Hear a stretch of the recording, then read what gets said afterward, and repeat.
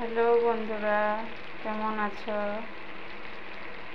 এই যে ছেলের জন্য নরম ভাত বসাইছি, ডাল সিদ্ধ আলু সিদ্ধ দিয়ে চাল একসাথে বসাইছি কড়াইতে অল্প করে।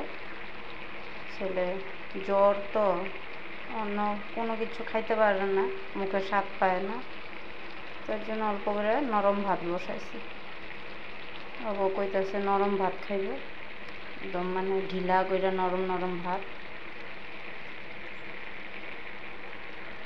আমারও শরীরটা ভালো না বন্ধুরা, মনটাও ভালো না, কি করব। পোলাপানের শরীর ভালো না থাকলে মার মনও ভালো লাগে না, সন্তানের শরীর ভালো না থাকলে। কালকের থেকে জ্বর কমতেছে না। কালকে আসবো ডাক্তার, বাচ্চার ডাক্তার আসে, কালকে দেখাইব। রবিবার করেই আসে ডাক্তারটা,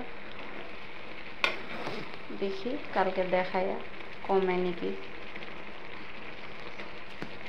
প্রচুর জ্বর, প্রচুর, মানে কি কমো, শরীরে হাত দেওয়া যায় না, এত জ্বর।